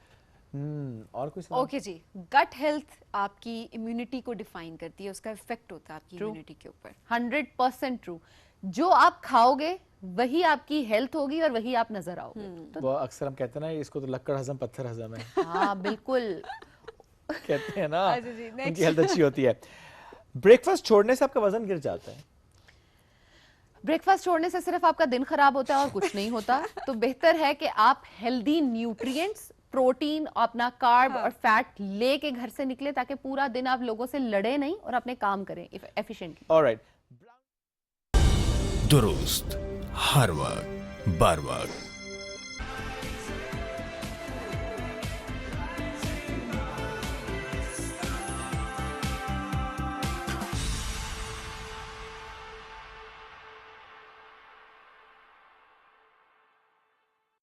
वेलकम बैक जी, राइजिंग पाकिस्तान रमजान स्पेशल में आपको कहेंगे खुश आमदीद। और इस वक्त हमें ज्वाइन कर लिया है जना बहुत ही ज़बरदस्त शायरा हैं। आज के जो लोग हैं ना, आज के यंगस्टर्स जो उनसे बहुत रिलेट कर पाती है। यंगस्टर्स कहते हैं ना, हमें कोई ऐसी शायरी चाहिए कि जो हमसे रिलेट हो सकती हो। तो मेरा ख्याल है वो बड़ा अच्छा रिप्रेजेंट भी कर रही हैं। गालिब की शायरी, उन पर भी बहुत काम किया है उन्होंने, जो कि एक मुश्किल तरीन काम है, बट उसको प्रेजेंट करना है स्पेशली आर्ट के थ्रू, ये एक बहुत बड़ा काम है। सो बड़ी जिम्मेदारी के साथ उन्होंने काम किया है। सो बहुत बेहतरीन आर्टिस्ट भी हैं और इसके अलावा इस वक्त हज़ार यूनिवर्सिटी में पढ़ा भी रही हैं। मुख्तलिफ सब्जेक्ट्स पढ़ा रही हैं। तो आज जरा हम ये पूछेंगे इतने जो सब्जेक्ट्स पढ़ा रही हैं, बच्चों का इंटरेस्ट डेवलप कैसे करती हैं? बिकॉज हम आयरो से बात करते हैं ना कि नए टीचिंग मेथड्स और कैसे आपने एक मुश्किल सब्जेक्ट पढ़ाना है या खुश्क सब्जेक्ट अगर आपको लगता हो तो वो कैसे आपने इंटरेस्ट डेवलप करना है इंटरेस्ट वाकई डेवलप करना बहुत ज्यादा मुश्किल होता है जी। मानसेरा से इनका ताल्लुक है, आपकी मुलाकात करवाते हैं हाजरा अनवर साहिबा से। अस्सलाम वालेकुम हाजरा, कैसी हैं आप? वालेकुम अस्सलाम। अल्लाह का मानसेरा का मौसम कैसा है? शुक्र। ठंडा? ठीक ठाक सर्दी है। अच्छा, वैसे पहाड़ों में या पहाड़ी इलाकों में रहने वालों की जिंदगी हम अक्सर बड़ा ना फैंटेसाइज करते हैं उसको, जो कि हम शहरों पहाड़ों में रहते हैं। जाके रहना चाहते हैं और जो अक्सर यहाँ पे होता है ना श्रेब, हाँ। पोइट्री लिख के जा रही होती है और पिक्चर्स पे कहते हैं हम सिर्फ खो जाना चाहते हैं कि दुनिया में कोई एक छोटी सी झोंपड़ी बनाए और वहाँ पे रहे। वैसे बड़ा उसको ग्लैमराइज कर रहे होते हैं। ऐसा है कि पहाड़ों की जिंदगी दूर से तो बहुत अच्छी लगती है, लेकिन अगर देखा जाए लोगों का यही ख्याल है पहाड़ों में वही भेड़ बकरियां और ये चरवाहे और ऑल दिस एंड जो हम बिल्कुल टॉप पे जाके देखते हैं। बाय द वे वहाँ पर जो शहरी जिंदगी है वो भी बहुत अच्छे से इन्वॉल्व हो चुकी है। सही। अब जैसे मानसेरा की बात करते हैं, बाय द वे मुझे नहीं पता चलता कि हम भूल जाते हैं इस बात को। Okay. मैं आपसे बात भी करी थी कि फिर जब हमारे यहाँ से गेस्ट जाते हैं, हमारे दोस्त लाहौर से, इस्लामाबाद से, पिंडी से या उनका तो पिकनिक पंजाब स्पॉट से, है ना वो। हाँ वो कहते हैं कि यार तुम लोग पहाड़ों में रहते हो। फिर हमें याद आता है हम यहीं इस पहाड़ पे से रोज ड्राइव करके यूनिवर्सिटी जाते हैं, जिन पहाड़ों की हम जाके रील्स बनाते हैं। इनको ये और हमारे लिए वो बिल्कुल यूज टू हो चुके होते हैं। और हम जब मैं डेली का कभी कभी सुबह के टाइम मॉर्निंग का जो मेरा ड्राइव होता है वो लगा देती हूँ स्टेटस पे, तो मेरी फ्रेंड्स कहती हैं यहाँ की कि यार तुम घूमने गई हुई थी। मैंने कहा नहीं, मैं यूनिवर्सिटी जा रही मैं ऑफिस जा रही हूँ भाई। मैं यूनिवर्सिटी जा रही थी, मैं अपने बच्चों को पढ़ाने जा रही थी और ये मेरा डेली का है। तो वो इतनी उनको खूबसूरत लगती है ना वो रील्स भी, जो हमारे लिए बहुत कैजुअल होता है। तो वो वाली जिंदगी भी है वहाँ पर, और दूसरी अब जो ये जिंदगी है वो भी इन्वॉल्व हो गई है। इंफ्रास्ट्रक्चर, रोड्स, कम्यूट आसान थोड़ा हो सा गया है। डिफरेंट है कि वहाँ पे अभी तक बहुत सारी सहूलतें नहीं पहुँच सकी जो यहाँ पर हैं, वो फैसिलिटीज नहीं है। लेकिन जो यूनिवर्सिटी है हमारी वो पहाड़ों के दामन में, हज़ार यूनिवर्सिटी, जैसे आपने कहा इंटरेस्ट भी डेवलप करने वाली बात मैं आपको बताती हूँ। तो चारों तरफ पहाड़ हैं, पीछे एक वादी है डोडियाल जहाँ पे वो यूनिवर्सिटी है। तो अभी चारों तरफ वो वाइट हो चुका है ना, जब हम देखते हैं तो वहाँ बर्फबारी सारे पहाड़ों में पड़ी होती है। तो बल्कि इस दफा तो रमजान से पहले हमारे घरों पे बर्फबारी हुई थी। कितने साल बाद आपके घर में बर्फ आई? ये तकरीबन कोई 9 से 10 साल बाद। 10 साल बाद वहाँ बर्फ पड़ी। कुछ 9 साल पहले, मुझे याद है 9 से 10 साल पहले बर्फबारी हुई थी और हमने एंजॉय की थी अपने घरों में बैठ के, क्योंकि हम शहर में रहते हैं जो मेन सिटी है मानसेरा का। तो 10 साल बाद ये दोबारा हुई और जिसे हमने बहुत अच्छे से, बल्कि हर एक के स्टेज हमने कहा आप लोग तो बिल्कुल ही पागल हो गए हैं बर्फ देख के। बाकी जो रमजान से पहले बर्फबारी हुई ना कोई महीना पहले, तो उसमें बाकी हमने देखा मरी हो, गिलियात हो, मानसेरा हो, हर घर पे एबटाबाद, मानसेरा सराउंडिंग में, बल्कि कहें तो हरिपुर के करीब करीब हवेलियां तक तो बर्फ आई गई थी। यानी आपके पंजाब को टच करने लगी थी। हम बचपन में जब कश्मीर जाते थे तो वहाँ पे हम उस टाइम पे हम बर्फ देखते थे कि हमारे इलाके में वहाँ पे बर्फ पड़ी है। और यकीन जाने शुरू बचपन से अब जाके हमें पता लगा कि वहाँ पे बर्फ पड़ी है, तो हमें लगा कि हम शायद माजी में वापस चले गए, माजी में हम वापस चले गए। तो इससे थोड़े थोड़े ऐसी वैसे दिल में ख्याल आता है कि शायद क्लाइमेट बेहतर हो रहा है। नहीं, I don't know, maybe आगे हम हो गया कहते थे ना अब बर्फ नहीं पड़ती है, लेकिन पहले अब हमारे पेरेंट्स जो बात करते हैं ना वो कहते हैं कि तकरीबन हर दूसरे साल हो जाया करती थी। क्लाइमेट चेंज हुआ है, अच्छाई की तरफ नहीं, बुराई की तरफ ही जा रहा है। अभी बहुत जरूरत है। वैसे हम दिल को बहलाने के लिए ख्याल अच्छा है गालिब। ये गालिब ने तो हमें कहा कि करो। Exactly. अच्छा, मेरी 2 दफा जॉब हुई यहाँ रावलपिंडी यूनिवर्सिटी में हुई 2 साल पहले। इवन नेक्स्ट प्रमोशन में आप कह सकते हैं, नेक्स्ट ग्रेड में, और पंजाब यूनिवर्सिटी में हुई, बट आई रिफ्यूज्ड। क्यों? अब आप पूछे। अच्छा, मेरे ब्रॉटअप यहीं का है, इस्लामाबाद की पैदाइश भी और एजुकेशन भी एंड ऑल दिस। लेकिन मैंने कहा यहाँ तो बहुत बड़े बड़े आर्टिस्ट मौजूद हैं और बहुत अच्छे अच्छे नाम हैं, वहाँ ज़रूरत है। वहाँ अभी हमने वो बीज बोया है जिसे हम पानी दे रहे हैं। मैं उठ के, अच्छा यहाँ सैलरी पैकेज भी अच्छा था, बच्चों के लिए फैसिलिटीज, मेरे हस्बैंड ने बड़ा मुझे इंसिस्ट किया। मैंने कहा नहीं, वो जगह जरूरी इसलिए है कि एक तो वो हमारा अपना मुल्क है, हम उसको मुल्क कहते, मेरी अम्मा कहती होती थी हम अपने मुल्क जा रहे हैं। मैंने कहा मुल्क। जब हम छोटे थे ना तो हम जब अपना सामान पैक करते थे गांव जाने के लिए, तो मेरी अम्मी कहती है बानसेरा से आगे बालाकोट गांव है हमारा बेसिकली, तो वो कहती थी यहाँ से मुल्खा को जुल दें। मतलब अपने हमारी मुल्क से, जबान में ना हिंदको में कहते हैं ऐसे अपने मुल्का को जुलते हैं, तो हम भी कहते थे मुल्क, तो वो कहती थी हमारा देश वही है ना, हम यहाँ पे परदेसी हैं। इस्लामाबाद को कहती थी हम यहाँ परदेसी हैं। तो वही बात है कि वो जो जगह है ना, तो वो हमारी वो पहुंची वहीं पे खाक जहाँ का खमीर था। तो मैंने जब एजुकेशन हासिल कर ली, बहुत अच्छी यहाँ से गट्स ले लिए, इनसे स्किल्स सीख ली, तो मैं पहुंची वहाँ सर्व करने अपने मुल्क में, यानी अपने देश में, अपनी जगह पे। और वहाँ पे मैं अपने स्टूडेंट्स को यही कहती हूँ कि मतलब बेशक आप दुनिया जहान में फैलें, लेकिन अपनी ज़मीन को, अपनी मिट्टी को ना छोड़ें, यहाँ ज़रूरत है। और ये सबसे अच्छी बात यही होती है जब आपके अंदर ये अंडरस्टैंडिंग होती है कि हमारा जो ताल्लुक है ना अपनी मिट्टी के साथ, वो बिल्कुल ऐसा है कि हम उससे बहुत कुछ ले रहे हैं और हमारी जिम्मेदारी है कि हम बहुत कुछ लौटाएं वापस उसको। That should be in terms of anything जो आपने जैसा सीखा और आप अब वो लौटा रहे हैं अपनी उस धरती को, कोशिश कर रहे हैं माशाल्लाह। शायरी क्या इंटरेस्ट वाकई आज की यूथ में है, या कि ये हमारा एक परसेप्शन बन चुका है कि नहीं अब नौजवान कटते जा रहे हैं अदब से, शायरी से, मुश्किल सब्जेक्ट से? ये जो शायरी है ना, ये आपके ना नर्व्स के साथ होती है। ये आप पे हावी हो जाता है कभी कभी। तो आप जिस नौजवानों की बात करें तो उनकी तो स्टेज ही बाय द वे शायरी वाली है। मेरा यही ख्याल था जब मेरे हस्बैंड ने कहा कि भाई लोगों को क्यों नहीं पता चले कि आप अच्छी शायरी करती हैं, सोशल मीडिया पे आपके अकाउंट्स बनाए जाएं, तो मैं बड़ा घबराती। मैंने कहा नहीं, मेरे से नहीं होगा, आपको पता है मैं शायरी करती हूँ, मेरे दोस्तों को पता है, दैट्स इट। उन्होंने कहा नहीं, ये डायरी जो है आपके पास, इसमें से चंद अशार लोग भी सुने। तो उन्होंने जब ये अकाउंट्स बनाए तो मैंने कहा कौन देखेगा। मैं तो इस शौक में कह रहे हैं यार तुम्हें आईफोन लेके देता हूँ ना। मैंने कहा चलो आईफोन तो आएगा, किसी ने देखा ना देखा वो तो और बात। आप यकीन कीजिए 2 से 3 हफ्ते में ऐसे बूस्ट हुआ चैनल, लोगों ने इस तरह से उसको अप्रिशिएट किया, उसे वेलकम किया मेरी शायरी को, कि वो उनके साथ लिंक कर रही थी। नौजवानों की बात कर रहे हैं, क्योंकि देखें एक दौरा है, मुश्किल शायरी भी मैं करती हूँ, लेकिन एक आम फहम शायरी उनकी समझ में आती है, वो अपने आप को कनेक्ट करते हैं, वो उस फेज में होते हैं जिस फेज में हमने भी कभी शायरी की।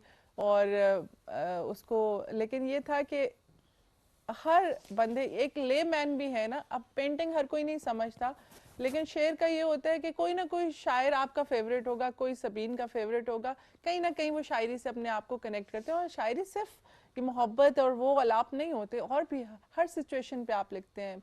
मैंने ख़वातीन पे बात करती हूँ अपनी शायरी में, मैं और बहुत सारे इस तरह के टॉपिक्स हैं जो आपके साथ चल रहा होता है, जैसे कहते हैं ना ट्रेंडिंग में आ गया है, इस तरह जो आपके इर्द गिर्द हो रहा होता है वो आपकी शायरी में कहीं ना कहीं नजर आता है, तो झलक पड़ता है, तो उसको हर एज के लोग कनेक्ट करते हैं। चलिए ये अच्छी बात है कि आम फहम भी है। वैसे तो मैं कहती हूँ कि लिटरेचर है, और हमेशा कहते हैं कि शायरी की जब बात होती है हम कहते हैं अच्छा समझना चाहिए, थोड़ा टाइम देना चाहिए। लेकिन चलें ठीक है, जो लोग कहते हैं हमें बहुत ज़्यादा इंटरेस्ट नहीं है, वो सुन के ही उनका इंटरेस्ट डेवलप हो जाए, तो ये भी एक अच्छी बात है। कुछ हमें अगर सुना दें आप, फिर हम आगे गुफ्तगू की तरफ बढ़ें। बिल्कुल, मैं आपको सुनाती हूँ। अगेन डायरी मेरी एक गज़ल है। ज़रूर। होंठों पे मचलता है दुआओं की तरह वो, होंठों पे मचलता है दुआओं की तरह वो, देता है मेरा साथ निगाहों की तरह वो। वाह। आवाज के जादू से दरो बाम हिला दे, आवाज के जादू से दरो बाम हिला दे, रखता है सदा खास सदाओं की तरह वो। जो ख्वाब सा बन के मेरी आंखों में रहा था, जो ख्वाब सा बन के मेरी आंखों में रहा था, अब दर से गुजरता है हवाओं की तरह वो। पहलू से मेरे बहिश्त का गुमान था जिसको, पहलू से मेरे बहिश्त का गुमान था जिसको, अब मुझको समझता है गुनाहों की तरह वो।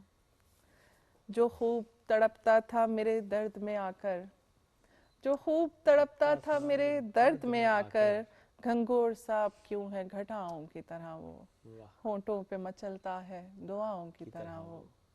बहुत खूब। शायरी का भी एक मिजाज होता है, हम लोग कभी अशार कहते हैं, कभी गज़लें कहते हैं, कभी नज़्म पे बात करते हैं। तो मैंने अभी कल ही एक शेर कहा था, मैं आपको सुनाती हूँ, बिल्कुल रिसेंट, ताज़ा। मैं बल्कि पूछ रहा हूँ पूरा प्रोसेस भी, वो जो कहते हैं आमद हुई थी। हाँ एग्जैक्टली, आमद हुई थी, और मैंने वो फौरन लिख लिया आपने उसको, रात को सुनाया, और तो उन्होंने कहा यार क्या कहा वाह मेरे हस्बैंड को।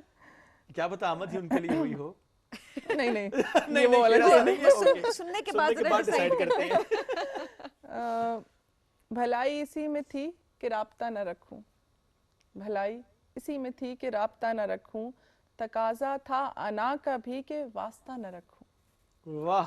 भलाई इसी में थी कि राब्ता न रखूं, तकाजा था अना का भी कि वास्ता न रखूं। वो नए सफर का मुसाफिर, नए आसमां का पंछी, वो नए सफर का वो नए सफर का आसमां मुसाफिर, पंछी। वाह। नए आसमां का पंछी, वापसी का फिर तय हुआ है कि रास्ता न रखूं।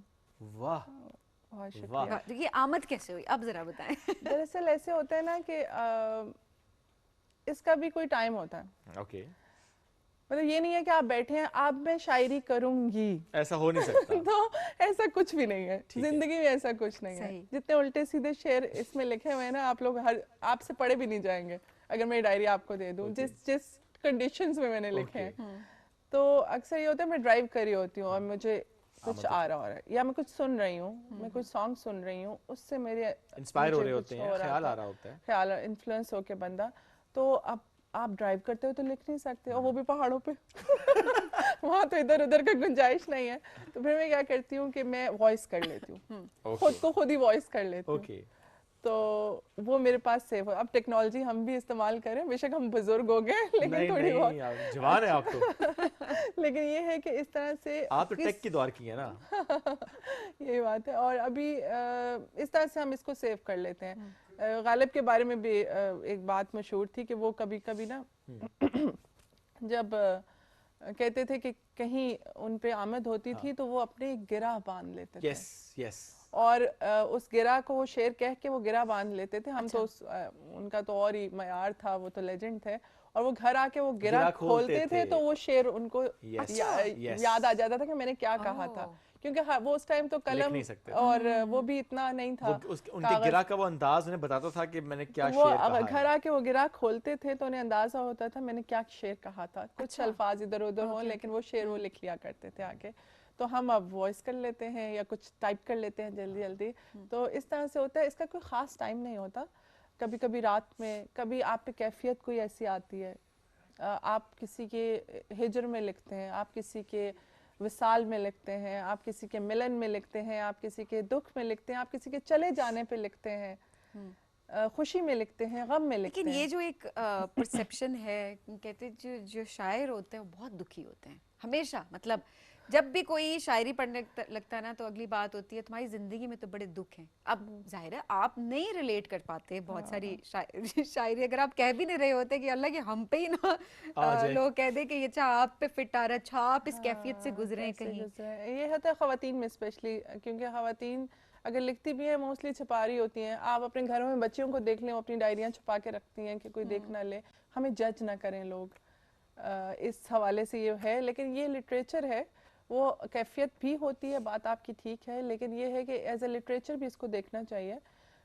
लेकिन हमारी जो मेन वजह है लिखने की, वो हमारी अपनी तस्कीन होती है। वो कहते हैं ना किसके लिए लिखा यार, ये शेर तुमने किसके लिए लिखा है, तुम्हारा शौहर तो अच्छा भला है।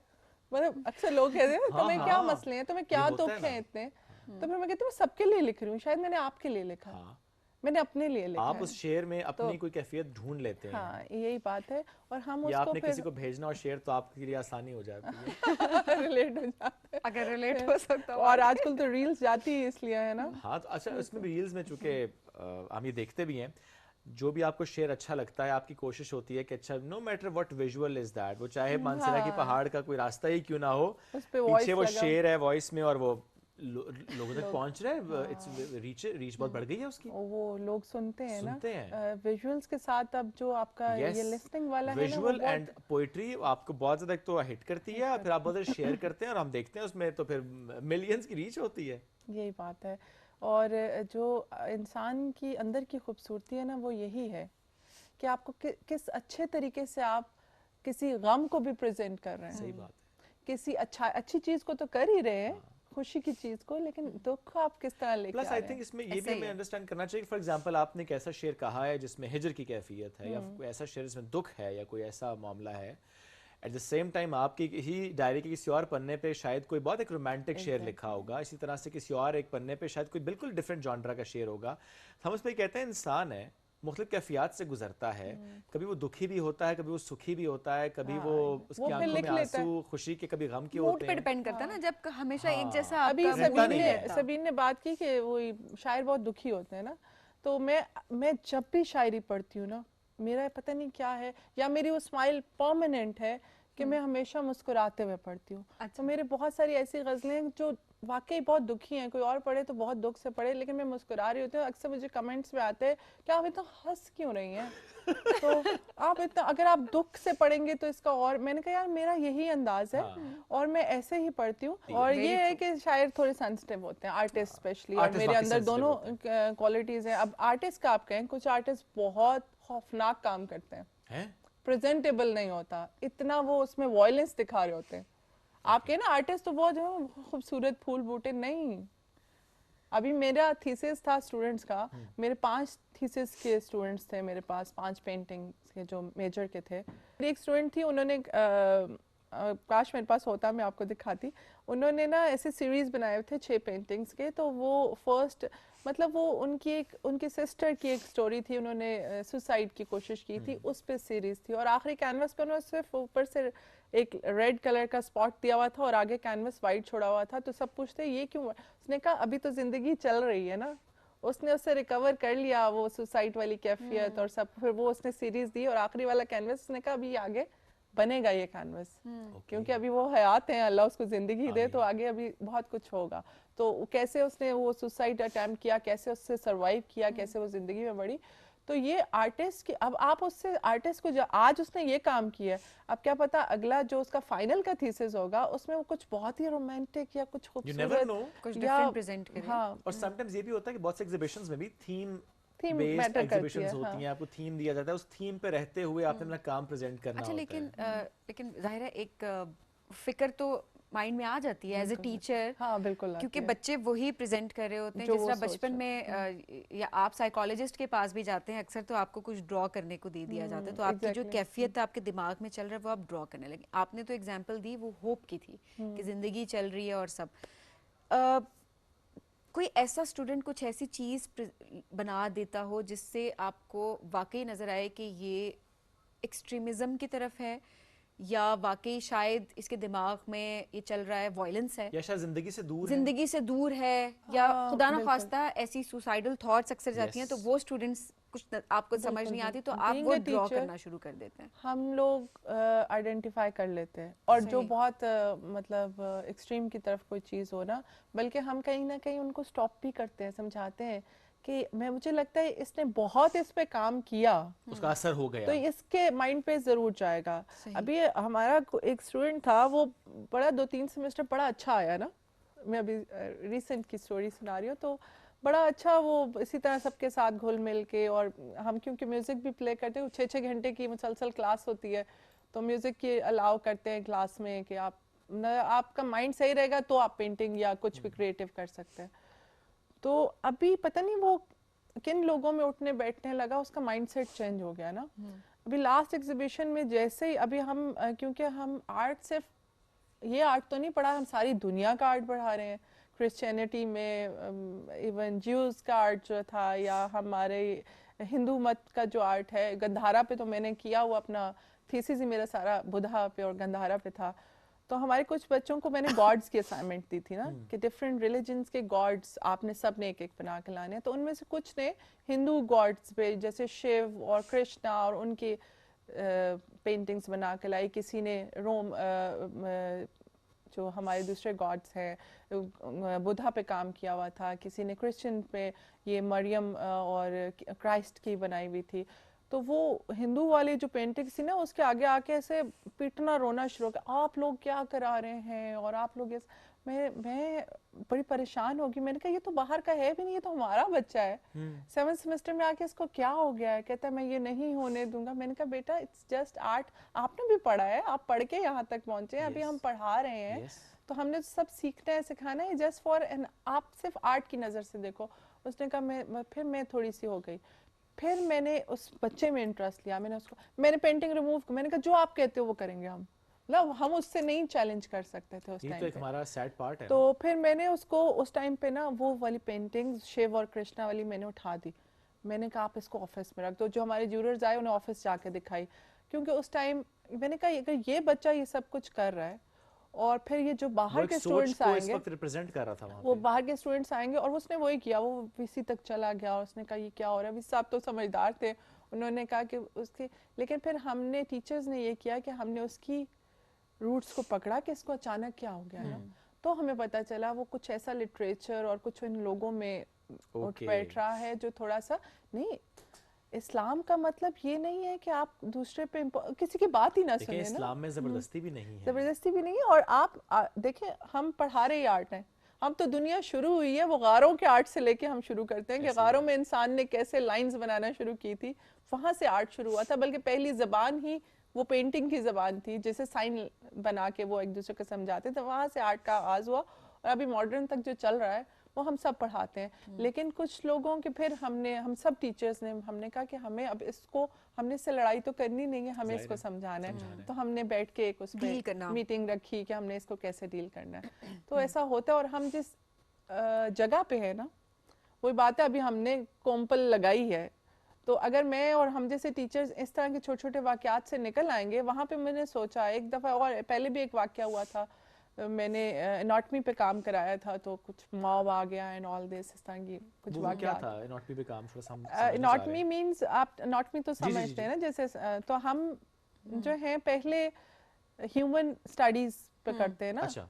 तो फिर उसके बाद हम आगे पढ़ाते हैं। बिल्कुल। तो वो फिर जैसे हमने एनाटॉमी पे काम शुरू किया, नॉट न्यूड नहीं कहेंगे, ऑब्वियसली उसके पर्सपेक्टिव से अगर देखा जाए तो हर एक के अपना पर्सपेक्टिव होता है, बट आर्ट की फॉर्म है तो ऑब्वियसली आपको लोगों को, स्टूडेंट्स को समझाना ज़ाहिर बड़ा मुश्किल भी हो जाता है। तो वो फिर नॉट स्टूडेंट्स, फिर उस पे ये थोड़ा सा हुआ था। लेकिन ये है कि फिर हमने सबको समझाया कि ये कॉन्सेप्चुअल आर्ट है, हर एक का कॉन्सेप्ट है। पैलेस्टाइन पे जो हैरेसमेंट्स हो रही हैं उसके हवाले से है, ये ख़वातीन के साथ जो वाक़यात हुए हैं उस हवाले से, फिर हर एक को थीम के हिसाब से समझाया तो लोगों को समझ आया। लेकिन मेरा ये ख्याल है कि हम इतने छोटे छोटे वाक़यात को छोड़ के, मैं लाहौर शिफ्ट हो जाऊँ, इस्लामाबाद शिफ्ट हो जाऊँ, कि ये लोग, भाई मैं कहूँ नहीं यार ये लोग जाहिल हैं या कुछ ऐसी बात, हिस्से की शम्मा जला रहे हैं। बिल्कुल। और मैंने कहा हमें आहिस्ता आहिस्ता ये चीज़ें चेंज होगी। कल्चर को आपको क्या लगता है किस तरीके से प्रेजेंट अभी, क्या सही तरीके से किया जा रहा है या मजीद आर्ट के थ्रू और काम हो सकता है? देखिए हमारे यहाँ ना, हम अपने इर्द गिर्द को छोड़ के बाकी सारी दुनिया को पढ़ रहे हैं। मतलब वेस्ट में क्या हो रहा है हमें पता है, ठीक है, वहाँ कौन से बड़े आर्टिस्ट हैं हमें पता है, रेनेसां में क्या हुआ था, लेकिन हमें मेन अपने पाकिस्तानी आर्टिस्ट के नाम भी नहीं पता, इवन आर्ट के स्टूडेंट्स को भी नहीं पता। तो मेरा इस पर बड़ा क्लैश हुआ कि इस दफ़ा मैंने कहा कि हमें पाकिस्तानी आर्टिस्ट के नाम से एक पूरा सब्जेक्ट इंट्रोड्यूस कराना है और जिसमें सिर्फ पाकिस्तानी आर्टिस्ट पढ़ेंगे हम। बहुत शुक्रिया नाज़रीन, हम एक ब्रेक की तरफ जाएंगे, ब्रेक से वापस आएंगे, साथ रहिए। ये है राइजिंग पाकिस्तान रमजान स्पेशल।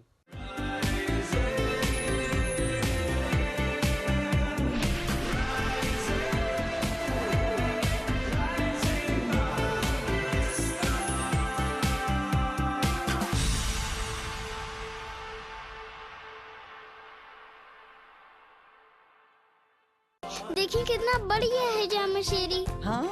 रौनक के रमजान करशी जामे शीरी। अहमद बेटा चलो उठ जाओ। मम्मा। हाँ? दांत में बहुत दर्द है। कैविटी है क्या?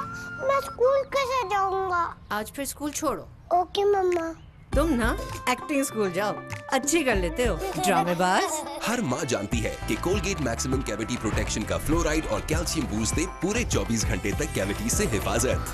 24 घंटे तो कैविटीज का कोई चांस ही नहीं। Colgate maximum cavity protection.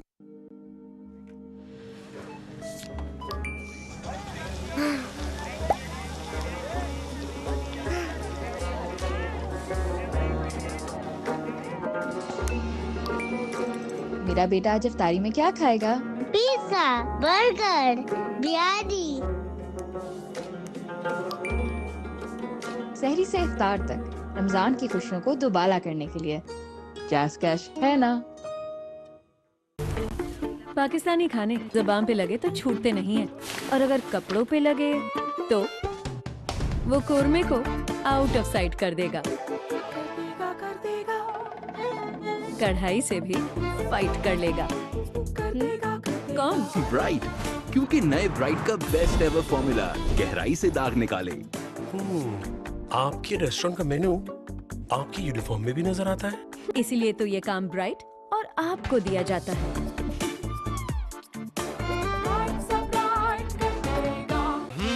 गुस्से के सारन पे म्यूट दबा, इफ्तार के वक्त हौसला फरमा, खाने की रीलें देख के दिल को नाक जला। साजी ठंडा आ गया है, मिंट लगा ठंड मचा, मिंट लगा ठंड मचा, मिंट लगा ठंड मचा।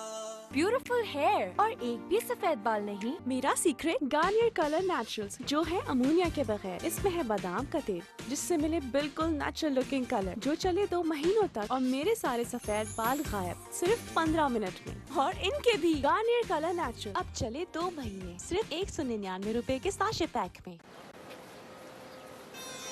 सब गुस्सेले जवानों के लिए स्प्राइट लेमन मिंट हाजिर है। गुस्से के सारन पे म्यूट दबा, इफ्तार के वक्त हौसला फरमा, खाने की रीलें देख के दिल को नाक जला।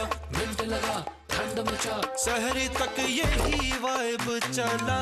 साजी ठंडा आ गया है, मिंट लगा ठंड मचा, मिंट लगा ठंड मचा, मिंट लगा ठंड मचा, मिंट लगा ठंड मचा, मिंट लगा ठंड मचा।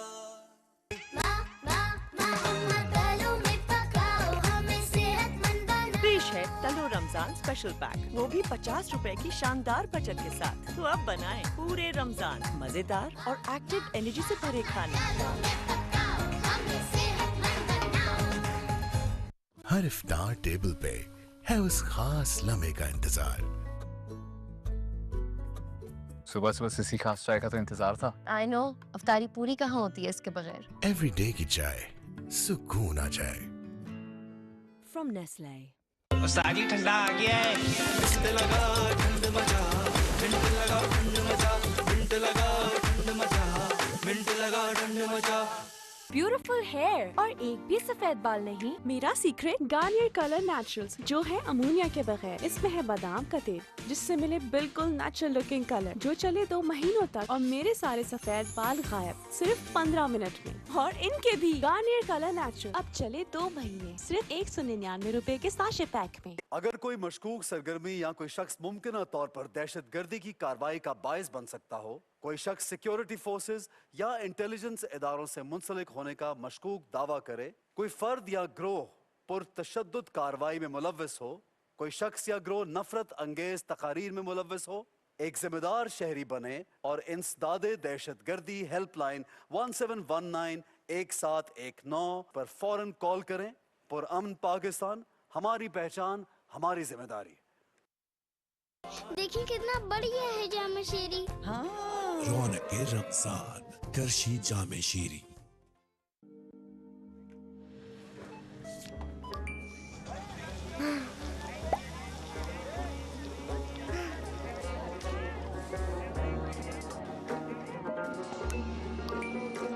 मेरा बेटा आज इफ्तारी में क्या खाएगा? Pizza, burger, biryani. सहरी से इफ्तार तक रमजान की खुशियों को दुबाला करने के लिए जैज़ कैश है ना। अहमद बेटा चलो उठ जाओ। मम्मा, हाँ दांत में बहुत दर्द है। कैविटी, कैविटी है क्या? मैं स्कूल कैसे जाऊंगा? आज फिर स्कूल छोड़ो। ओके मम्मा। तुम ना एक्टिंग स्कूल जाओ, अच्छी कर लेते हो ड्रामेबाज। हर माँ जानती है कि कोलगेट मैक्सिमम कैविटी प्रोटेक्शन का फ्लोराइड और कैल्शियम बूस्ट दे पूरे 24 घंटे तक कैविटी से हिफाजत। 24 घंटे तो कैविटीज का कोई चांस ही नहीं। Colgate maximum cavity protection. गुस्से के सारन पे म्यूट दबा, इफ्तार के वक्त हौसला फरमा, खाने की रीलें देख के दिल को नाक जला। साजी ठंडा आ गया है, मिंट लगा ठंड मचा, मिंट लगा ठंड मचा, मिंट लगा ठंड मचा। ब्यूटीफुल हेयर और एक भी सफेद बाल नहीं। मेरा सीक्रेट गार्नियर कलर नेचुरल्स, जो है अमोनिया के बगैर। इसमें है बादाम का तेल, जिससे मिले बिल्कुल नेचुरल लुकिंग कलर, जो चले 2 महीनों तक। और मेरे सारे सफेद बाल गायब सिर्फ 15 मिनट में। और इनके भी। गार्नियर कलर नेचुरल अब चले 2 महीने सिर्फ 199 रुपए के साशे पैक में। अरे लिफ्ट क्यों बंद है? मेरा ड्रामा निकल जाएगा। वैसे 2 ही फ्लोर थे। क्या आप जानते हैं कि उम्र बढ़ने के साथ हम 24% तक मसल मास खो सकते हैं, जिससे हमारे मामलाते जिंदगी मुश्किल तर हो जाते हैं। इसलिए इंश्योर, जिसमें मौजूद 25 जरूरी विटामिन्स और मिनरल्स, रखे आपकी स्ट्रेंथ और मोबिलिटी को up to the mark. Ensure, clinically proven to improve muscle strength in 90 days. सागी ठंडा आ गया है। मिंट लगा ठंड मचा, मिंट लगा ठंड मचा, मिंट लगा ठंड मचा, मिंट लगा ठंड मचा। ब्यूटीफुल हेयर और एक भी सफेद बाल नहीं। मेरा सीक्रेट गार्नियर कलर नेचुरल्स, जो है अमोनिया के बगैर। इसमें है बादाम का तेल, जिससे मिले बिल्कुल नेचुरल लुकिंग कलर, जो चले 2 महीनों तक। और मेरे सारे सफेद बाल गायब सिर्फ 15 मिनट में। और इनके भी। गार्नियर कलर नेचुरल अब चले 2 महीने सिर्फ 199 रुपए के साशे पैक में। सब गुस्सेले जवानों के लिए स्प्राइट लेमन मिंट हाजिर है। गुस्से के सारंग पे म्यूट दबा, इफ्तार के वक्त हौसला फरमा, खाने की रीलें देख के दिल को ना तू जला। मिंट लगा ठंड मचा, सहरी तक यही वाइब चला। सागी ठंडा आ गया है। मिंट लगा ठंड मचा, मिंट लगा ठंड मचा, मिंट लगा ठंड मचा, मिंट लगा ठंड मचा, मिंट लगा ठंड मचा।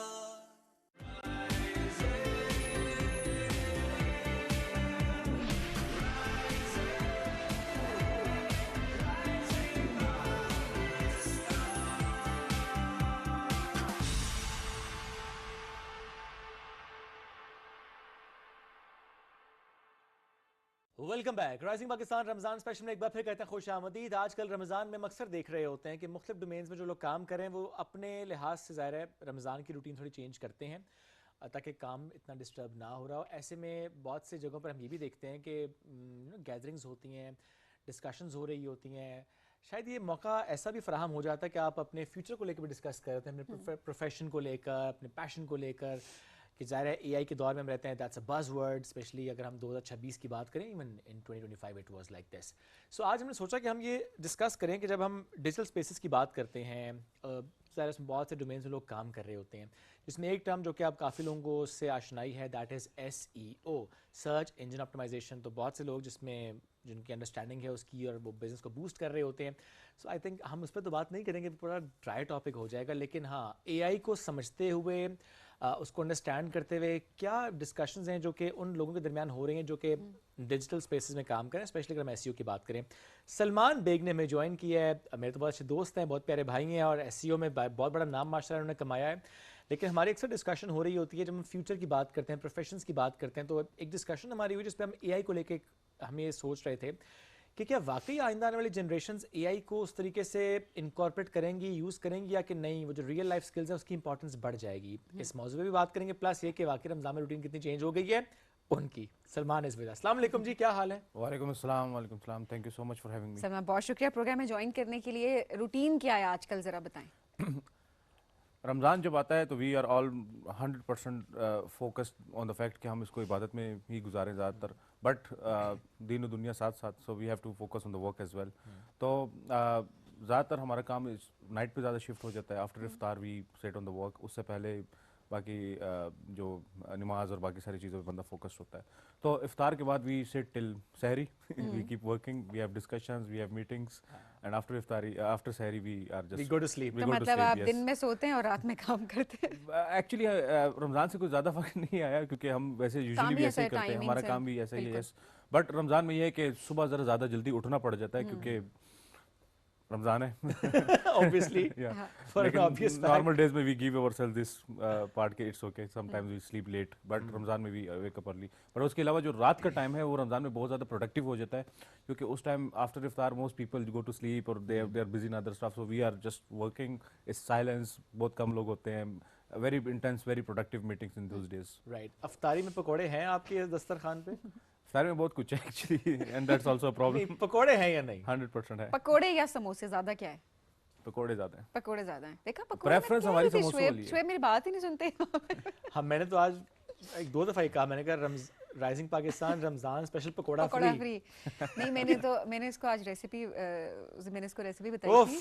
मैंने शुएब को कहा कि वो चना चाट है ना, चना चाट में अगर आप जो आलू के चिप्स होते हैं, आलू के पकोड़े जो होते हैं, उनको आप चूरा करके ऐड करते हैं, और या फिर वो जो एंड में चूरा बच जाता है ना पकोड़े बनाते हुए जो तेल में होता है, आप वो निकालें, आप वो उसमें स्प्रिंकल करें, and then you know you mix it and you eat, and it's like heaven. Don't do that. Please don't. Too much oil. Too much oil. See, I told you. नहीं, आप देखें टिश्यू पेपर लें, वो जो चूरा tissue कितना ही oil absorb कर लेगा। आप उसको एब्जॉर्ब करा लें, और उसके बाद यू नो ये नहीं कह रही रोज खाएं, कभी-कभी let's give it a try, that's it. 1 चम्मच खा ले भाई, सिर्फ ये समझने के लिए कि सबीन ने कहा है टेस्टी होता है, अदरवाइज इट्स पता चले कोई बीमारी हो ट्रिगर कर जाए, ना करे, या मुझे मत खाए। हम मजाक अपनी जगह पे होता है, बट प्लीज हम हमेशा यही यहाँ पे भी हम एडवोकेट करते हैं कि हेल्दी हैबिट्स को ऑप्ट करें, अनहेल्दी हैबिट्स को खत्म करें, और यही रमजान हमें सिखाता है। ऐसा ही है। काम का सुनाया है सलमान, काम कितना चेंज हो जाता है आपका रमजान में? ठीक है, रूटीन तो थोड़ी चेंज होती है, but your work actually the part of world we work at, मतलब जो वेस्ट है जहाँ पर रमज़ान को इतना कल्चर नहीं है, तो वो तो उसी तरह चल रहा होता है, उसी तरह स्पीड में होता है। एक मसला ये होता है कि जब हम ज़्यादातर जो जिनके साथ काम करते हैं उनको हम बोलते हैं कि रमज़ान है, इसमें we are a bit slow, we are a bit tight back, क्योंकि रूटीन भी चेंज हुई है, तो दे अंडरस्टैंड, क्योंकि ग्लोबल एक फिनोमिना है, पूरी दुनिया में मुस्लिम होते हैं, तो उनको पता होता है इस बात का। लेकिन रमज़ान का जब हम उसके बाद हम बोलते हैं ईद है, हमारी 3-4 छुट्टियाँ होंगी, they like okay make sense, but 2 महीने बाद जब बड़ी ईद आती है फिर हम बोलते हैं okay we are having Eid again, they like nice another Eid, wow. तो ये थोड़ा सा उनके लिए कल्चर शॉक होता है जिनके साथ हम काम करते हैं, but that being said they understand, क्योंकि ग्लोबल फिनोमिना है, और लेकिन उनका वर्क प्लेस उसी तरह चल रहा होता है। And at the same time जब उनकी क्रिसमस और ये जो end of the year holidays होती हैं, उसमें द होल वर्ल्ड स्टॉप्स, तो we respect that too, and they respect the fact कि जब हमारे यहाँ पर इस तरह की कोई काम की ब्रेक आपको उनके त्योहारों पे मिलती है ज्यादा। एग्जैक्टली, बिल्कुल। अपने पे तो शायद आपको समहाउ काम करना पड़ जाता है कभी-कभी, तो कभी-कभी नहीं, हम तो करते ही हैं। यस 100%, इवन ईद पे भी। And I choose not to, but sometimes why not. तो कभी अम्मी की तरफ से बात आई हो ऐसी कि यार ईद है मत करो काम? ये तो खैर शुरू में तो बहुत आती थी, हर एक से आती थी, नॉट जस्ट अम्मी, बट नाउ दे अंडरस्टैंड कि मैं किस एनवायरनमेंट में किनके साथ काम कर रहा हूं। क्योंकि अभी तक तो आवाज अम्मी की ही आई है ना। मैं ये कहती कि वर्क लाइफ बैलेंस तो फिर जरूरी हो जाता है जिंदगी के एक पॉइंट पे, जब दूसरी आवाज आती है तो वो भी आ जाएगी बहुत जल्द, दूसरी आवाज प्रॉब्लम है ना, तो फिर उसके लिए कोई प्रैक्टिस शुरू किया आपने? उसके लिए यही प्रैक्टिस है कि टॉलरेंस ज्यादा कर लिया हमने, क्योंकि वो काम तो हम चेंज नहीं कर सकते, काम तो वैसे ही रहेगा, लेकिन तो वो बात सुनने की जो कैपेसिटी है उसकी टॉलरेंस हम वो तो हमने ट्रेनिंग करा दी है ना खासी हद तक। I hope so. अब आगे क्या होगा ये हमें नहीं पता। वो दूसरा मामला थोड़ा मैं बता रही हूँ, अम्मी का एक हद तक है, वो दूसरा वाला जो मामला है वो थोड़ा ज्यादा आप भी अभी भी उसी में इंटरव्यू है, तो आप अपना एक्सपीरियंस शेयर करें, how do you find that? You know, it's confidential, or you can ask my husband. Okay, I'm glad you realize it is confidential. वो बेहतर बता सकता है। उसकी तो आप ये कि जिंदगी इस हद तक बदल गई कि शादी के फौरन बाद उसे घर बदलना पड़ा। कि वहाँ घर लेते हैं जो अम्मी के घर के करीब हो। तो ये बड़ा कुछ होता है ना, अच्छी बात है। वैसे तो आप भी घर ढूंढ रहे हैं, मैंने देखा आजकल। ये आजकल ट्रेंड बदल गया है, लड़के घर ढूंढते हैं फिर। हाँ ना, अच्छी बात है। It's important, yes. मतलब अगर साथ नहीं रहने देना तो करीब करीब रख लो। Okay, while we are at here, मैं बता दूं हम तीनों के बीच में एक और भी है जो घर देख रहा है आजकल, ठीक है? I will not name. वो उसको पता है। तो हम सब घर देख रहे हैं। माशाल्लाह माशाल्लाह ना। माशाल्लाह। तो घर देखना is a trend. You are in it too. So अल्लाह सबकी मुरादें पूरी करे, ये बात पूरा सबको घर दे जी, आमीन। आमीन, सबको अपना घर दे, बड़ा जरूरी होता है। वैसे मैं पर्सनली बताऊं तो मेरी कभी ख्वाहिश नहीं रही to own a house. I don't know, मेरे अपनी इस वाइफ से इस बारे में बहुत डिस्कशन होती है, वो कहती है घर, मैं कहता हूँ इट्स फाइन, किराए के घर हो, डजंट मैटर, क्या है यहाँ पे इतना कुछ बनाना है हमने, वो हम इन्वेस्ट कर सकते हैं बच्चों पे, बहुत सी और चीज़ों पे, बट अपने अपने ओपिनियन की बात है। कुछ लोग होते हैं जो कहते हैं नहीं, you should own a house, अपना घर होना चाहिए। आखिर में जीता कौन? आपको पता है बेगम जीत जाती है, जाहिर है। But I think that's a very good perspective कि when you have home and you have a very huge money stuck in a place, you're stuck to that. Absolutely. तो you invest it in the multiple places, आप जहाँ पर रहना चाहें रहें, no problem. वैसे ये पर्सपेक्टिव भी अच्छा है। मुझे ये पर्सपेक्टिव बहुत पसंद है। मुझे भी बहुत देखिए पसंद है। अक्सर लोग ये कहते हैं कि अच्छा जी हम आने वाली जनरेशन के लिए बना रहे हैं, बच्चों के लिए बना रहे हैं एंड ऑल दैट, तो मैं फिर यही सोचती हूँ कि हम भी तो खुद बना रहे हैं ना, तो बच्चे भी तो खुद बनाए ना। ये भी एक पर्सपेक्टिव है, अब लोग नाराज ना हो जाए। मैं जो आपने बात की ना सलमान भी देखें, वो जो एक ह्यूज मनी है, ज़ाहिर है आपने घर बनाना है, वही पैसा मैं ये नहीं कहता आप उड़ा दें या ज़ाया कर दें फजूल खर्ची, नॉट एट ऑल कि आप आए रोज़ किसी जगह ट्रिप पे चले जाएं, once in a blue moon it's okay.